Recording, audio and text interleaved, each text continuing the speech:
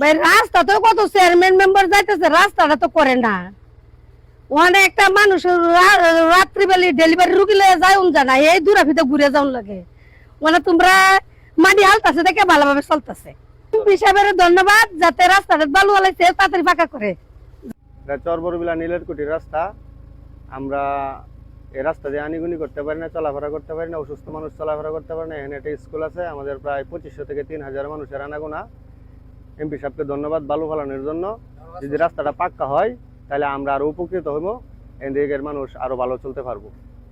এখানে প্রায় 2500 থেকে 3000 মানুষের বসবাস। আগের চাইতে এখন অনেক ভালো হয়েছে। রাস্তা বালু ফালানোর জন্য এমপি সাহেবকে অসংখ্য ধন্যবাদ, উনি যেন রাস্তাটা পাকা করে দেয়। রাস্তা অবস্থা যায় বিগত 18-20 বছর ধরে রাস্তা দিয়ে চলাফেরা করাটা আমরা বিরাট কষ্ট হইতেছে। এই যে ওখান যাইব এমপি সাহেবে আমরা একটু কিছু মাটি টাটি দেয়া এই কথা একটু চলাফেরাটা কম যায়, কিন্তু আমরা এমপি সাহেবের কাছে যাবি একটাই, রাস্তাটা যাতে সুন্দরভাবে পিচ করে দেয়, তো যাতে এই স্কুলে পোলাপান সঠিকভাবে যাইতে পারে।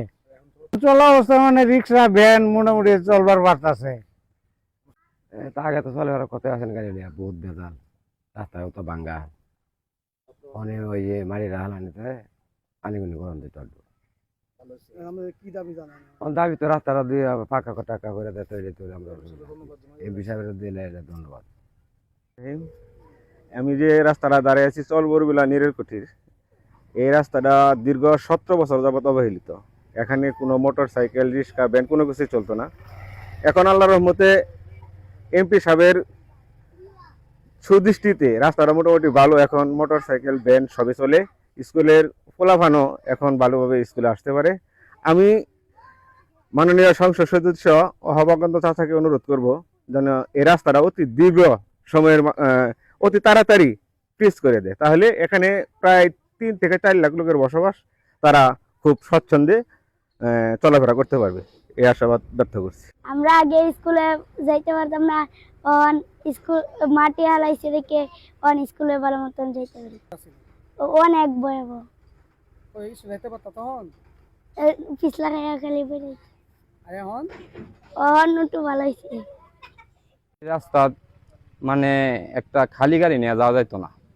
যাই হোক, আমাদের নেতাদের ধন্যবাদ জানাই, অহাবাগন্ধরের ধন্যবাদ জানাই। আমাদের অহাবাগন্ধর ছিল, আমাদের নেতার ছিল, এই রাস্তাতে আমরা যাতায়াত করতাম 4 কিলো ঘুরিয়া। যদি অল্প কিছু মাল থাকতো খালি গাড়ি নিয়ে আসা যাইতো না, মানে আডোমান গাড়ি পড়তো, পুরা গাড়ি চেসিস পর্যন্ত কাটতো। তাহলে ইনশাল্লাহ ধন্যবাদ জানাই। এই রাস্তা মোটামুটি ভালো কাছে, এখন তো চলাফেরা করা যায়। খালি গাড়িটা নিয়ে যাইতে পারছি না এই গাড়ি দিয়ে, এই রাস্তা দিয়ে।